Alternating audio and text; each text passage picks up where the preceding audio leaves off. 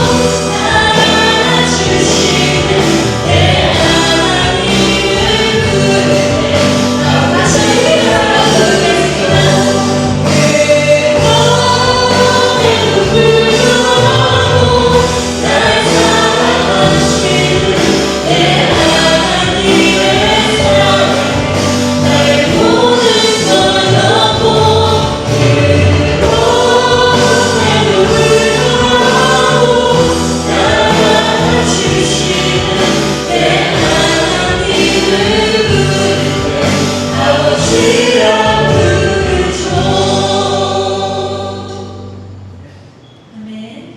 우리 모두 다 같이 일어나셔서 사도신경으로 신앙 고백하시겠습니다. 다 같이 신앙 고백하시겠습니다. 전능하사 천지를 만드신 하나님 아버지를 내가 믿사오며 그 외아들 우리 주 예수 그리스도를 믿사오니 이는 성령으로 잉태하사 동정녀 마리아에게 나시고 본디오 빌라도에게 고난을 받으사 십자가에 못 박혀 죽으시고 장사한 지 사흘 만에 죽은 자 가운데서 다시 살아나시며 하늘에 오르사 전능하신 하나님 우편에 앉아 계시다가 저희로서 산자와 죽은 자를 심판하러 오시리라. 성령을 믿사오며 거룩한 공예와 성도가 서로 교통하는 것과 죄를 사하주시는 것과 몸이 다시 사는 것과 영원히 사는 것을 믿사오나이다. 아멘. 이렇게 찬송해 주시길 바랍니다. 네, 함께 기도하시겠습니다. 하나님, 오늘 이 시간 우리 성도들 주님의 말씀을 보길 원합니다. 모인 우리 모두 가운데 주님의 계시와 지혜의 영을 더하셔서 이 말씀이 우리의 살과 피가 되게 하시고 오늘 살아갈 힘과 능력 되게 하여 주시옵소서. 모든 것 감사드리며 예수 그리스도 이름으로 간절히 기도드렸습니다. 아멘. 할렐루야. 오늘 함께 보실 말씀은 누가복음 22장 39절에서 46절까지 말씀드리겠습니다. 오늘 함께 보실 본 말씀 누가복음 22장 39절에서 46절까지 함께 보도록 하겠습니다.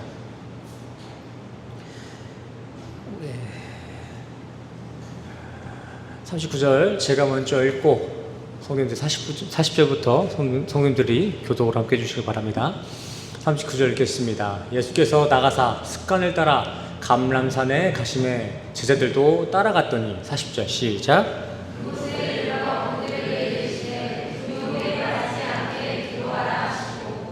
그들을 떠나 돌 던질 만큼 가서 무릎을 꿇고 기도하여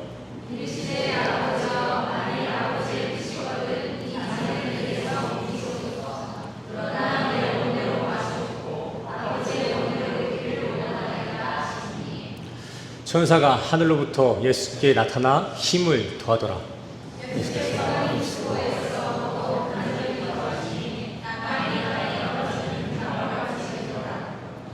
기도 후에 일어나 제자들에게 가서 슬픔으로 인하여 잠든 것을 보시고 이르시되 어찌하여 자느냐 시험에 들지 않게 일어나 기도하라 하시니라. 아멘. 할렐루야. 오늘도 말씀 앞에 서신 교회에 우리 성도님들을 주님의 이름으로 환영하고 또 축복합니다.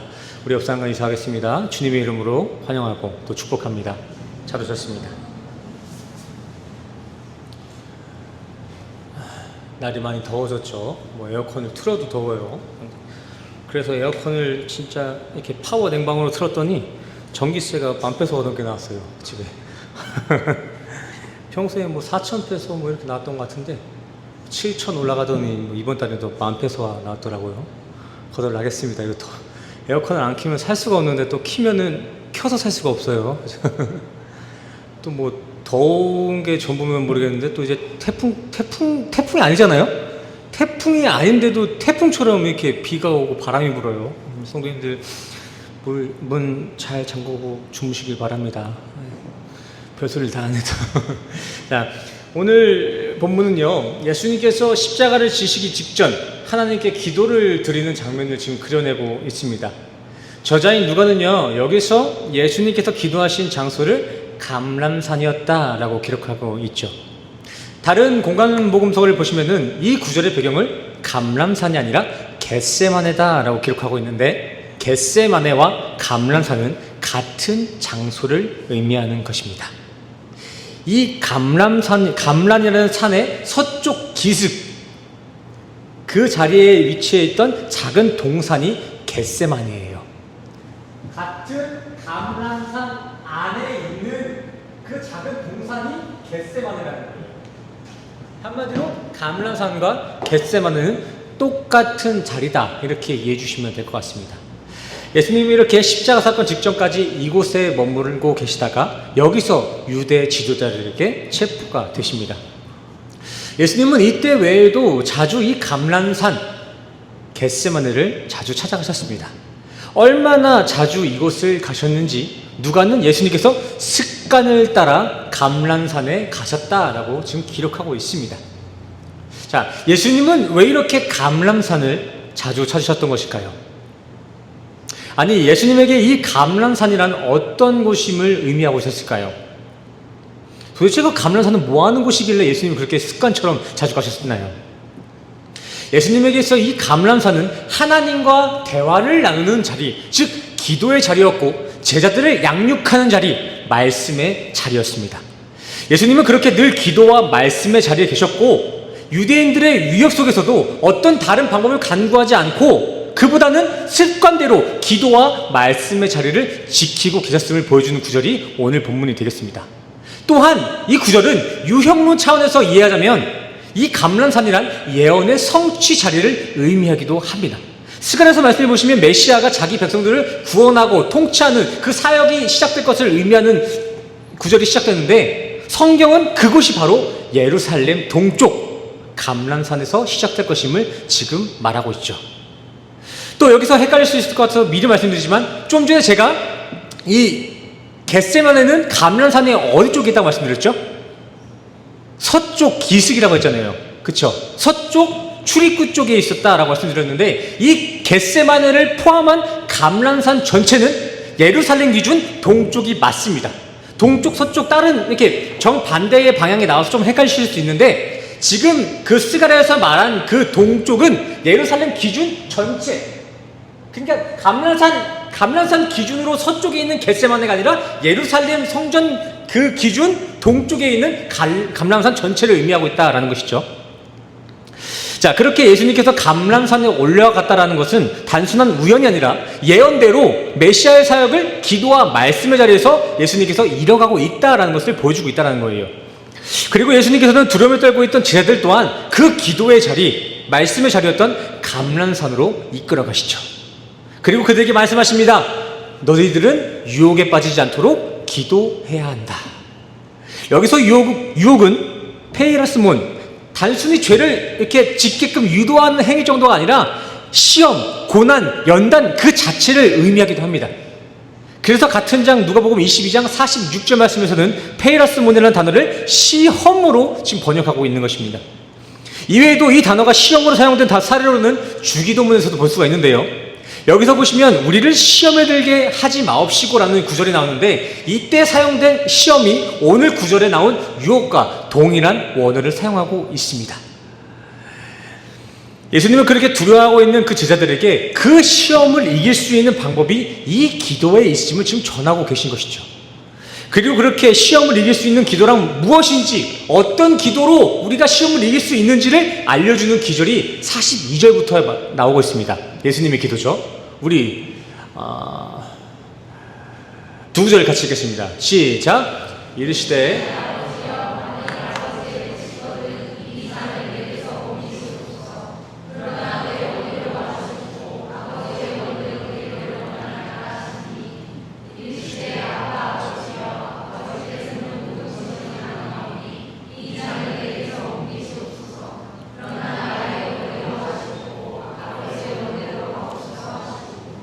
아멘.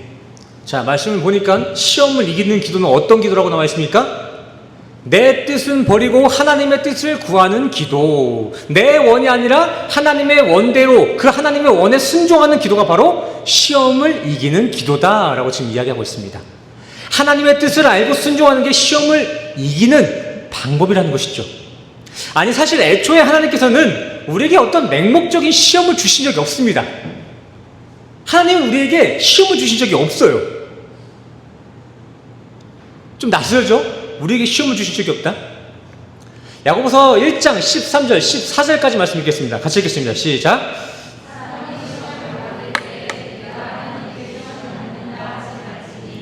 하나님은 악에게 시험을 받지도 않으시고 친히 아무도 시험하지 아니하시느니라.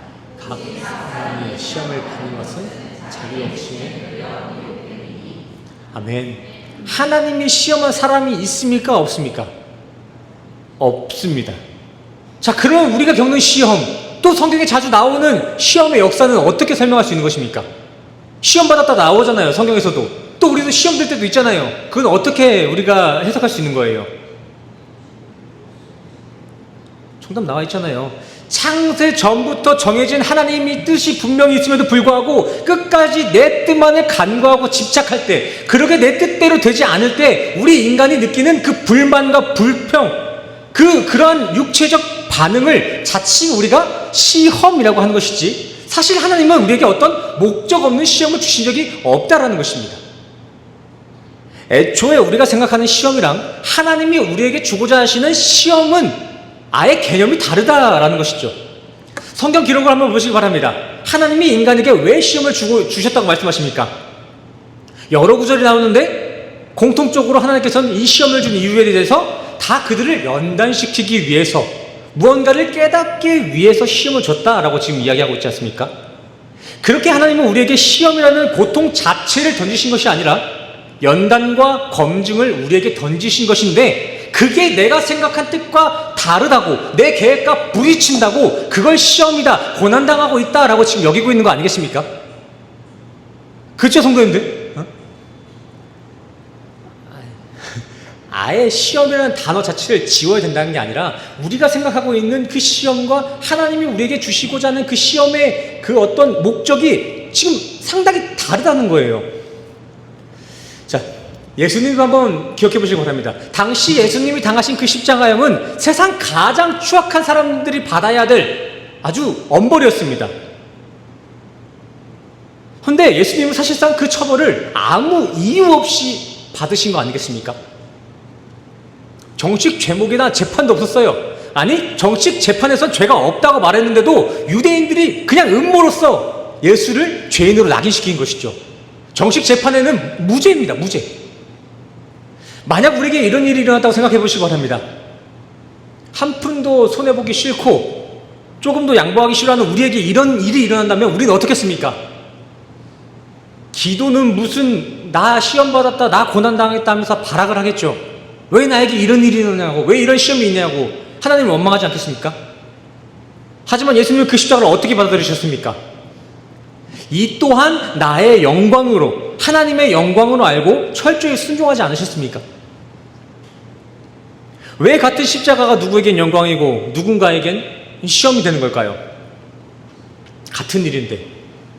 그것은 이 땅에 일어나는 모든 일들이 하나님의 주권 아래 있음을 인정하고 나의 이러한 상황을 통해서도 하나님의 뜻이 드러나고 있음을 믿는 이들에겐 이러한 세상 모든 현상들이 독사, 하나님의 영광이 되어지는 것입니다. 아멘이십니까? 어떤 특별한 일들이 내게 일어났을 때만 내 인생이 영광된 인생을 사는 것이 아니라 내 모든 인생이 협력되어 선을 이루고 있음을 알고 감사하는 것, 그것이 영광된 삶이다 라고 하는 거예요. 아멘이시죠, 성도님들? 암만 세상이 나를 억까하고 우겨싸도 그 상황까지도 하나님께서 나와 함께하고 계시면 얼마든지 우리는 그 상황 속에서라도 하늘나라를 살 수 있다는 것입니다. 어떻게요? 아니, 왜요? 그 하나님 나라라는 뜻 자체가 하나님의 통치를 받고 순종하는 삶을 의미하는 것이기 때문입니다. 그렇기 때문에 어떠한 상황 속에서도 하나님의 뜻을 알고 순종하는 삶을 산다면 우리는 모든 상황 속에서 천국을 살고 있는 거예요. 천국. 허나 반대로 내 뜻, 내 원대로 살고자 하는 이들은 암만 세상에서 풍요로운 삶, 원했던 거 다 이룬 삶, 평안한 삶을 산다 할지라도 매일은 시험 드는 날로 살 수밖에 없는 것입니다. 왜요? 하나님 나라는 내 원에 있는 것이 아니라 하나님 원에서 시작되는 것이기 때문이죠. 성도님들 다들 그 날 구원하신 주 감사라는 찬양 아시죠? 날 구원하신 주 감사, 이 찬양 아시죠? 이 찬양의 가사를 들어보시면 온통 감사합니다, 감사합니다, 감사합니다 하다가 끝이 납니다. 이 찬양의 가사는 스톰이라는 스웨덴 사람이 작사를 하셨는데요, 처음엔 시로 작사를 했대요. 근데 그는 당시 척추장애로 온몸이 마비가 됩니다. 몸의 대부분이 마비가 되었어요. 하지만 찬양의 가사와 같이 그의 입에선 감사만이 흘러나왔다고 합니다. 어떻게 그는 장애가 된 그 상황 속에서 감사를 고백할 수 있었을까요? 어떤 병이 있다가 나았을 때 감사를 외친 게 아니에요. 척추 장애가 생겨서 마비가 되었을 때 그때 감사를 고백했다는 것이거든요. 어떻게 그럴 수 있었을까요? 그는 자신에게 일어나는 모든 일들 속에서 하나님의 일하심을 신뢰했고 결국 협력하여 선을 이루시는 그의 주권을 인정했기 때문에 그 장애 가운데서 감사를 고백할 수 있었다라고 이야기하고 있습니다. 그래서 그는 매일 시험에 들 수밖에 없는 지옥과 같은 삶 속에서도 매일 감사가 넘치는 천국의 인생을 살았다고 해요. 감동되지 않습니까? 갑자기 사업이 번영됐다, 부자가 됐다, 이런 것만 기뻐하지 마시고, 이런 거를 보고 은혜를 받으셔야 돼요. 아, 나도 감사할 수 있구나. 저 사람도 감사한데 내가 감사하지 못할 게 뭐 있나. 제가 또 한 사례만 소개해드리자면, 성도들 혹시 유현수라는 선수를 기억하시나요? 이분은 전 제주 유나이티드에서 골키퍼로 활약했던 분이신데, 이분이 어떤 음주운전 차에 치여가지고 하반신에 마비가 됐습니다. 그렇게 그는 강제로 선수 생활을 끝낼 수밖에 없었어요. 그래서 이 유현수라는 선수는요, 한참을 우울했습니다. 아니, 자기가 훈련하다가 아니면 자기의 실수로 다친 것도 아니고 음주운전 차량에 치여가지고 하반신이 마비가 된 거예요. 누가? 축구 선수가요. 그래서 상당히 우울했대요. 매일 우울에 젖어 살았대요. 근데 지금은 이 선수가 고난은 축복이다라는 주제로 간증을 합니다. 이 글을 보니까 이러한 현상으로 인해서 우울해하는 것은 마귀의 공격이다, 마귀의 원함이다 라고 이야기하더라고요, 이 사람이. 그래서 참 흥미가 있어서 제가 쭉 찾아봤어요. 어떻게 그럴 수 있나 찾아봤더니 하반신 마비가 돼서 이제 이 사람이 할 수 있는 게 TV 보는 것밖에 없더래요. 근데 마침 그 TV에서 여러 설교자들이 막 말씀을 전하는데 거기서 예수를 만난 거라. 만났다고 해요. 하반신이 마비돼서 이제 우울감 속에서 TV를 그냥 넉넉히 보고 있는데 그 TV에서 전해지는 그 말씀 속에서 예수를 만났다는 거예요. 그래서 그는 사고 이후의 삶이 자신에겐 더 축복이고 기적 같은 삶이라고 이야기하더라고요. 또 내게 닥친 모든 일들은 하나님의 완벽한 타이밍이 일어났다라고 이러한 간증을 하더라니까요. 하나님의 뜻을 알게 되니 우울할 수밖에 없는 삶이 매일이 기적 같은 날이 되었다라는 거예요. 어떻게 해요? 예수를 만나서요. 예수를 만나서요. 좋은 상황, 좋은 환경이 있어서가 아니라 예수를 만나서. 하지만 예수님 당시 종교자 지도자를 한번 기억해 보시기 바랍니다. 그들은 메시아, 구원자가 자신들의 눈앞에 나타났을 때 기뻐하지 못하고 근심하며 떨었습니다. 예수가 이 땅에 나타난 건 그들에게 커다란 시험이고 고난이었다고요. 왜 그랬을까요? 누구는 예수 때문에 어떠한 상황 속에서도 행복하고 감사를 외칠 수 있는 사람이 됐는데, 누구는 예수가 시험 그 자체가 됐다고 이야기하는 거잖아요. 어떻게 이러한 반응이 일어날 수 있는 것입니까? 하나님의 뜻대로 예수를 메시아로 보지 않고 자신들이 가지고 있는 종교관, 가치관으로 예수를 봤기 때문에 예수는 그저 자신들의 입지를 위협하는 시험 그 자체였던 것입니다. 이렇게 시험이란 하나님의 뜻에 벗어난 상태를 의미하는 것입니다. 시험이란 뭐라고요? 어떤 힘든 상황이 내게 주어질 상태가 아니라 하나님의 뜻에서 벗어난 상태가 죄고 시험이에요. 그 상태가 시험입니다. 그게 시험 든 거예요. 하나님과 떨어진 상태. 우리도 마찬가지 아니겠습니까? 보통 우리는 이 교회에서나 사회에서나 어떨 때 시험을 듭니까? 어떨 때 시험 들어요?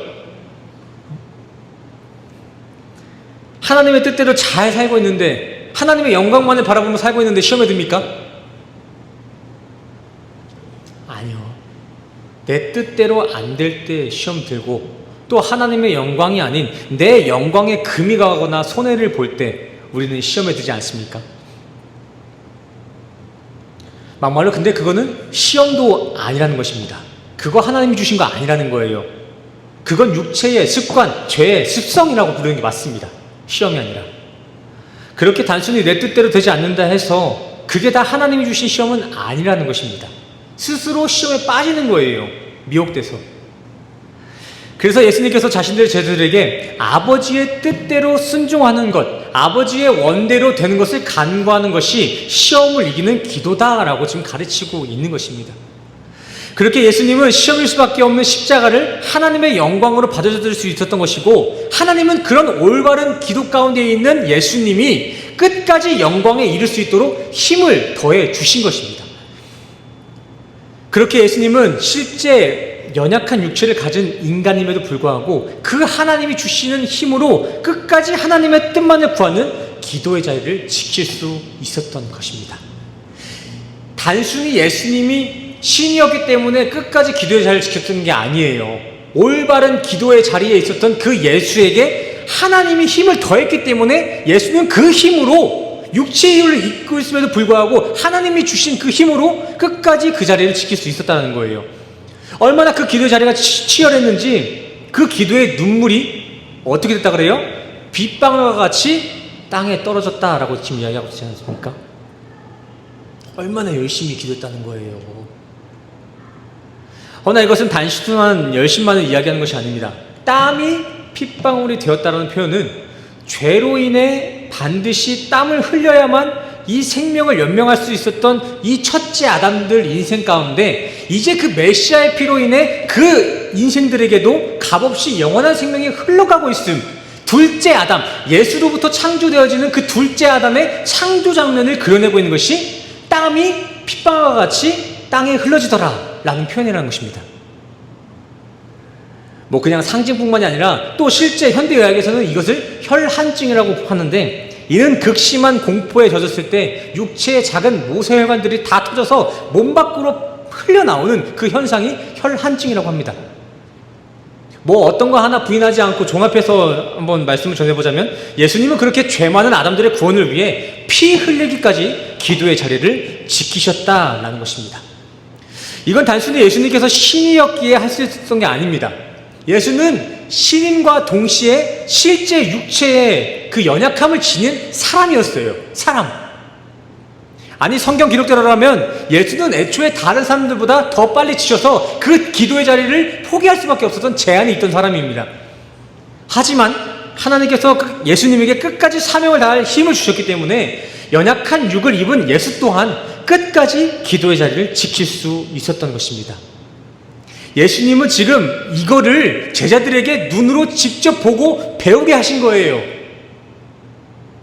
그렇게 예수님은요, 자신을 따르겠다 나선 그 제자들의 배후에 누가 있는지, 또 그와 동일한 십자가의 길을 걷는 우리 성도들의 신앙을 누가 지금 짊어지고 있는지를 삶을 통해서 지금 직접 보여주고 계신 것이죠. 예수님은 지금 응원하고 계신 것입니다. 예수님은 성도의 길을 걷겠다고 나선 우리 성도 모두를 지금 응원하고 있는 거예요. 하나님은 지금도 마지막 그날까지 우리가 믿음 잃지 않도록 끝까지 기도의 자리에 머물 수 있도록 우리를 위해 기도하고 계신다는 것입니다. 그래서 성도님들이 오늘 주일날 이 자리에 모인 거 아니겠습니까? 하나님이 지금도 우리를 위해 열심히 기도하기 때문에 우리가 이 자리에 올 수 있었던 거 아니겠냐고요. 생각해 보시길 바랍니다. 이 시대가 어떤 시대입니까? 그저 그 유물론 사상이 젖어서 눈에 보이는 것만을 참으로 인정하는 시대 아니겠습니까?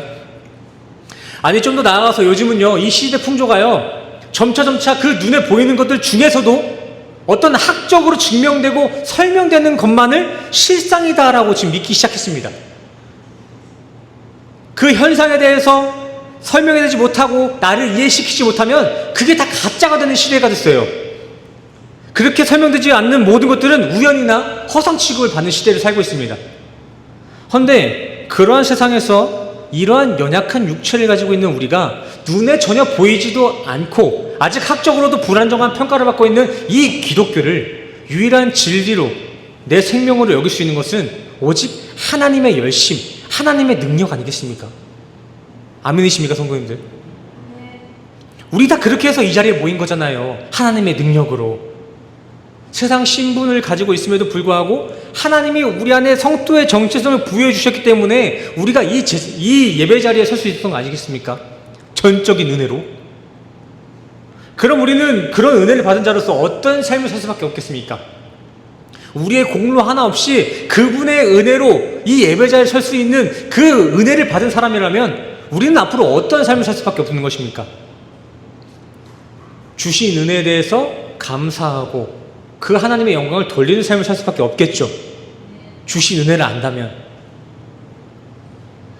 그렇게 우리 성도들은 하나님의 인간 창조 목적대로 우리를 자신의 영혼까지 이끌어내시는 하나님께 감사하며 살 수밖에 없게 된다는 것입니다.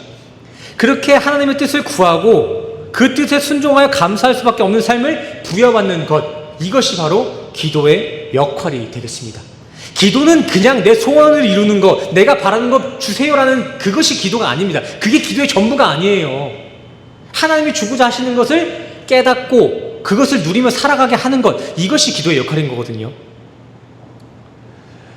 그렇다고 해서 오해하지 않았으면 좋겠습니다. 단순히 성도 창조 목적이 하나님을 찬양하는 것이니 찬양하고 싶지 않아도 찬양하는 인생을 살아야만 성도가 된다. 또 기도하고 싶지 않은데 성경에 기도하라 해서 억지로 기도해야 된다라는 것이 아니라, 하나님은 어떻게 해서든 우리가 하나님의 뜻을 구하고 순종하게끔 만들어 가신다라는 거예요. 그렇게 하나님의 영광을 찬양하는 인생으로 만들어 내신다는 것이죠. 누가요? 하나님이요. 어떻게 해요? 우리 안에 새 영을 부어주셨어요. 그러니 성경은 우리에게 내 삶에 닥친 작은 일들과 보이는 세상 현상들에 믿음 흔들리지 말고 끝까지 기도의 자리, 말씀의 자리를 지켜야 된다라고 이야기하고 있는 것입니다. 왜요? 결국 구원받을 성도가 모여야 할 자리는 이 말씀의 자리이기 때문이죠. 그리고 그렇게 하나님이 직접 자신의 성도들을 모아 말씀대로 거룩히 살아갈 힘을 주시겠다. 나의 믿음이 연약해져도 미리 예비한 힘을 주시고 또 위태할 때에도 안보하시는 주의 영원한 팔 의지해. 이게 오늘 본문의 결론이자 적용이 되겠습니다. 우리 고난의 영혼, 우리 3절만 같이 찬양해 볼까요? 두 구절입니다. 나의 믿음이 연약해져도 미리 예비한 힘을 주시며 위태할 때도 안보하시는 주의 영원한 팔 의지해. 아멘. 저는 이 찬양이 얼마나 위로가 되는지 모릅니다. 설교단에 서기 전에 가장 큰 시험을 봤거든요, 제가. 이번에도 과연 끝까지 강단에 설 수 있을까? 준비한 말씀들 잘 전할 수 있을까? 성도님들한테는 그냥 일주일에 한 번 와서 준비한 대로 다 하시나 보다 하시겠지만, 정말 저는 이 자리가 정말 시험의 자리예요. 시험의 자리. 진짜 할 수 있을까라는 그 불안과 염려가 얼마나 커다란지 몰라요. 그때마다 저는 이 찬송을 기도처럼 외칩니다. 나의 믿음이 연약해져도 주님께서는 제게 미리 예비한 힘이 있으시죠? 그 힘 믿고 그 주님의 팔 의지하여 다시 한번 강단에 섭니다. 은혜와 가해 주시옵소서. 이 기도를 항상 하고 이 자리에 섭니다. 우리는 이 기도의 자리, 이 말씀의 공급처를 좀 귀하게 여길 줄 알아야 합니다, 성도님들. 당연한 게 아니에요. 언제부터 교회와 이 말씀의 자리가 당연한 게 됐습니까? 더 나아가서 어떤 사람들은 집에서 말씀 보면 됐지, 내가 선 그 자리가 내가 선 그 자리가 예배자의 자리지, 이렇게 말하는 사람들 정말 많은데, 이론상 틀린 말은 아닙니다. 개혁주의 차원에서 틀린 말은 아니에요. 내가 선 그 모든 곳이 예배자가 된다. 내가 말씀을 보는 곳이 그곳이 교회다. 하지만 실상 이 연약한 육체를 입고 진짜 그렇게 자유롭게 영적인 말씀을 누리는 사람을 본 적이 없습니다. 그냥 집에서 말씀을 보면 되지, 이렇게 말하는 사람 치고 진짜 말씀을 깊이 다루는 사람을 본 적이 없다고요, 제가. 또 기도도 마찬가지예요. 조금 배운 사람들, 개혁주의 차원에 있다라는 사람들 얘기 들어보면, 하나님이 다 아는데 뭘 또 기도를 하냐, 하나님이 주권인데 내가 할 게 뭐가 있냐, 이렇게 막 거룩한 척이라는 척은 다 아는 사람들도 있던데, 정말 그런 사람들이 하나님의 주권을 인정해서 기도를 하지 않는 것입니까? 우리 성도들 중에서도 그런 사람이 있을지도 모르겠습니다. 그런 사람들에게 제가 묻고 싶습니다. 정말 하나님의 주권을 인정하기에 기도를 하지 않는 것입니까? 다른 이유 없습니까? 진짜 하나님이 다 하시기 때문에 기도를 안 하시는 거예요? 정말 궁금해서 묻는 것입니다. 그리고 스스로에게 한번 물어보십시오. 내가 기도를 안 하는 게 정말 하나님이 다 하시기 때문에 내가 안 하는 것인가? 정말 그런 거라면 사도 바울과 예수님은 하나님의 주권을 알지 못해서, 인정하지 못해서 기도의 자리, 말씀의 자리를 그렇게 피 흘리기까지 지켰던 것일까요? 아닙니다. 그거는 거룩을 빙자한 교만의 자기 합리화 아니겠습니까? 예수님보다 더 거룩하신 분이 왜 이렇게 많은 거예요, 요즘에는 진짜. 사도 바울도, 마틴 루터도 그렇게 피 흘리기까지 매일 눈물 흘려서 기도의 자리를 지켰는데, 우리가 뭐 그렇게 많이 알고 뭐 그렇게 잘났다고 이렇게 거룩한 척을 하나 모르겠어요. 그거 아닙니다. 하나님의 주권은 결코 우리의 안락함이나 편안함에 안주하고 있지 않습니다. 우리를 그 자리에 두고 있지 않다고요. 말씀을 보세요. 하나님은 천국 백성들을 무리로 모이게 하시고 하나님의 말씀을 증거하게 하신다 라고 말하고 있습니다. 뭘 좀 깨달았다고 교만한 마음으로 예배를 가볍게 여기서는 안 되는 것입니다. 교리, 신학 몇 개 좀 배웠다고 우리의 연약한 육체를 신뢰해서는 안 되는 거예요. 내 지식에 안주하시면 안 됩니다, 성도님들. 내가 아는 게 전부라는 그런 교만을 버리셔야 해요, 성도님들. 그게 전부가 아닙니다. 우리가 아는 게 그 진리의 전부가 아니에요. 끝이 아닙니다. 우리가 깨달은 그 정도가 하나님이 원하는 신의 그 깨달음의 정도가 아니에요. 견성오도, 견성성불, 내가 진리를 배우고 깨달아서 어떤 신뢰할 만한 신이 된다, 진리가 된다, 이런 거는 불교에서나 자랑할 수 있는 신앙입니다. 기독교 신앙이 아니에요. 말씀을 보십시오. 하나님의 생기로 생명이 된 이들, 구원받은 성도란 이젠 세상에는 죽고 영적 싸움에 참전하게 된 하나님의 군대를 의미합니다. 이렇게 우리 기독교는 예수님과 함께 피 흘리기까지 이 말씀의 자리, 기도의 자리에 모여 늘 하나님의 도움을 구하며 하나님의 뜻을 수호하는 군대의 사명을 다 해내야 된다라는 것입니다.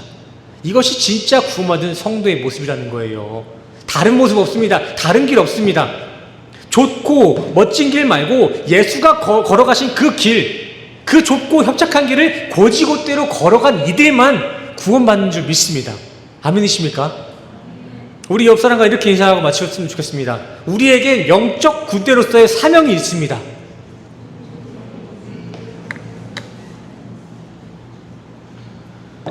구원의 길은, 다시 한번, 구원의 길은 한번 같이 고백해 보세요. 구원의 길은 예수가 걸어가신 그 길을 곧이곧대로 걸어가는 것입니다. 아멘이십니까? 저는 우리 생명교회 성도님들이 모두가 내가 보기에 합한 길 말고 예수가 걸어가신 그 길을 곧이곧대로 걸어가는 참된 제자, 하나님의 군사 되기를 간절히 소원합니다. 아멘이시죠? 아멘. 설교는 여기서 이렇게 마치도록 하겠고요. 우리 시간 경배 찬양 때 찬양했던 그럼에도 불구하고 다시 한번 찬양하시면서 우리에게 주신 은혜를 기억하고 다시 한번 믿음을 결단하는 시간을 가졌으면 좋겠습니다. 우리 그럼에도 불구하고 함께 찬양하시겠습니다.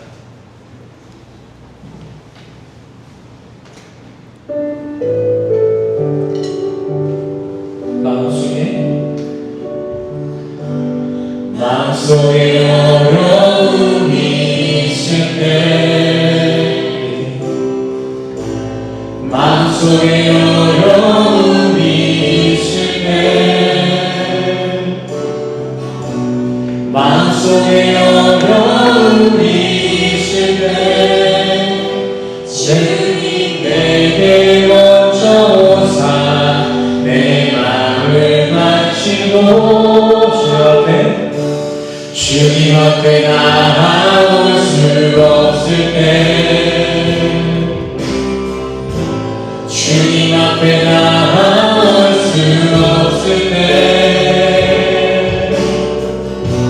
주님 앞에 나아올 수 없을 때, 주님만 먼저 하는 함께 고백할까요?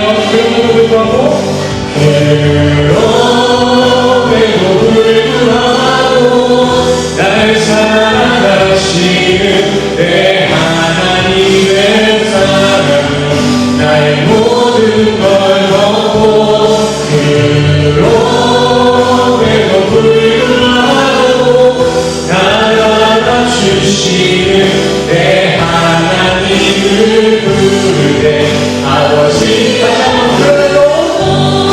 그럼에도 불구하고 날 사랑하시는 내 하나님의 사랑은 나의 모든 걸 덮고 그럼에도 불구하고 내 하나님을 부를 때 아버지 그럼에도 불구하고 날 사랑하시는 내 하나님의 사랑은 나의 모든 걸 덮고 그럼에도 불구하고 날 안아주시는 내 하나님을 부를 때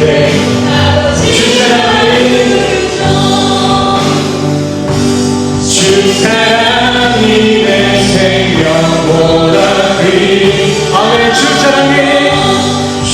사랑이 파도보다 더 강해요 세월이 가고 주시려도 주 사랑 영원해 주님 사랑 주 사랑이 내 생명보다 귀 주 사랑이 파도보다 더 강해요 세월이 가고 꽃이 시들어도 주 사랑 영원해 주님 사랑 우리 시간 이를 가지고 주 앞에 기도 나가겠습니다 하나님 주님 우리가 느끼는 여러 가지 시험에 있습니다 하나님 주님 시험의 아픔과 고난의 힘듦이 아니라 그를 통한 열단과 인내와 참음과 사랑의 싸우니 하나님 모든 드러낸 상처 가운데 주님을 바라보게 하여 주시옵소서 내게 주어진 모든 상황 속에서 주님이 일하심을 경험하는 그런 기적 같은 날을 살아갈 수 있는 내가 생각한 대로 내가 판단한 대로 살아가는 내 시험을 줄 수밖에 없는 이러한 연약함을 주님 의지하지 않게 해주시고 우리에게 복 주시길 원하시고 우리에게 평안 주시길 원하시는 그 하나님의 의도대로 우리 모든 삶 속에서 그 평안의 주를 바라보고 우리의 복 되시는 예수 그리스도만을 우리에게 주어진 삶이 있어도 주님이기 때문에 우리는 할 수 있습니다.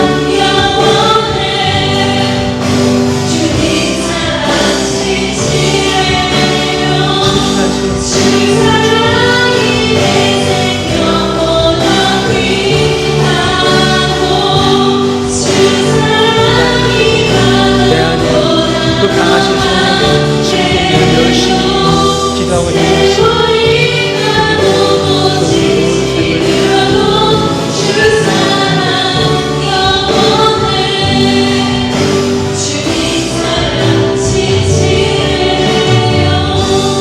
주 사랑이 내 생명보다 귀하고 주 사랑이 파도보다 더 강해요 세월이 가고 꽃이 시들어도 주 사랑 영원해 주님 사랑 다시 한번 고백할까요? 주 사랑이 내 생명보다 귀한 주 사랑이 파도보다 더 강해요 세월이 가고 꽃이 시들어도 주 사랑 영원해 주님 사랑 신실해요. 아멘. 기도합시다. 하나님, 우리는 여전히 연약하여 늘 근심과 시험에 무너질 수밖에 없습니다. 허나 그 연약한 우리 안엔 그 시험을 넉넉히 이길 성령께서 쉬지 않고 일하고 계신 줄 믿사오니 철저히 그 성령의 능력만을 의지하며 주님께서 우리에게 주신 그 사명을 잘 감당하는 주님의 군대된 인생으로 우리 모두를 인도하여 주시옵소서. 그렇게 주님이 주시는 힘으로 끝까지 주님이 걸어가신 그 영광의 길에 우리를 동참케 하여 주시옵소서. 주님 더하여 이 시간 우리에게 세상을 이길 힘과 능력 되어 주시는 그 주님의 은혜에 감사하여 주님 앞에 거룩한 예물로 감사 고백드리는 우리 성도들이 있습니다. 이 봉헌은 단순한 돈이 아닌 이 세상을 살아갈 힘은 내 물질이 아닌 오직 주님의 도우심이 있음을 인정하는 자기 부인과 감사의 고백인 줄 믿사오니 이 믿음대로 주님 앞에 자신의 것들을 아낌없이 드린 이들에게 부족함 없는 은혜와 모든 필요로 봉하여 주시옵소서. 주님 이제 다시 한 주간을 살아갑니다. 주님의 그 귀한 피값으로 산 이 한 주 그저 내 본능대로 내 욕망대로 시험 가운데 살아가지 않게 하시고 예수님이 보이신 그 거룩한 습관대로 늘 말씀과 기도 가운데 이 한 주 살아갈 수 있도록 성령으로 늘 함께하여 주시옵소서. 이 모든 말씀 예수 그리스도 이름으로 간절히 기도드렸습니다. 아멘. 할렐루야. 우리 이 시간 마지막으로 다 같이 일어나셔서 기대 찬양 함께 찬양하시고 축도로 예배를 나가도록 하겠습니다. 먼저 기대 찬양하시겠습니다.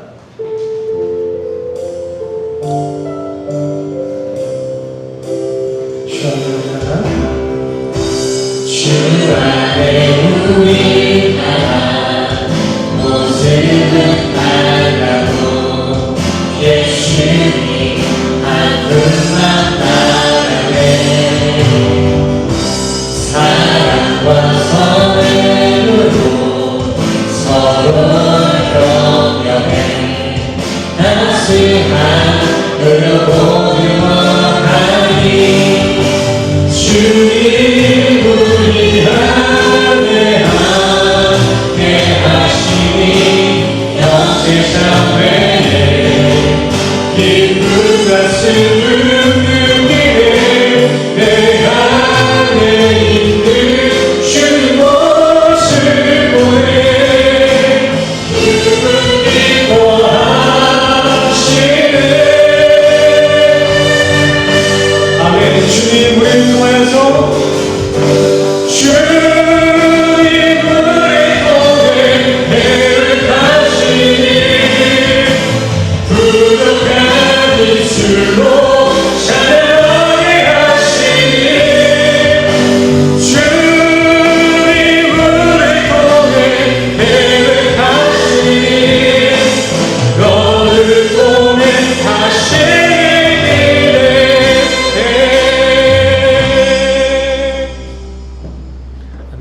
우리 다 같이 가슴에 손을 얹고 함께 축도로 나가도록 하겠습니다. 제가 대표로 축도하겠습니다. 축도하시겠습니다. 지금은 우리 주 예수 그리스도의 은혜와 십자가로 확증하신 그 주님의 사랑과 오늘도 우리를 시험에 버리지 아니하시고 거룩한 교회로 지어가시는 그 성령님의 교통하심이 오늘 이 시간 모든 상황 속에서 낭망하지 아니하고 하늘 소망을 바라보기를 결단하는 우리 모든 성도님들의 머리 위에 지금으로 도영까지 함께 하시기를 간절히 축원하옵나이다.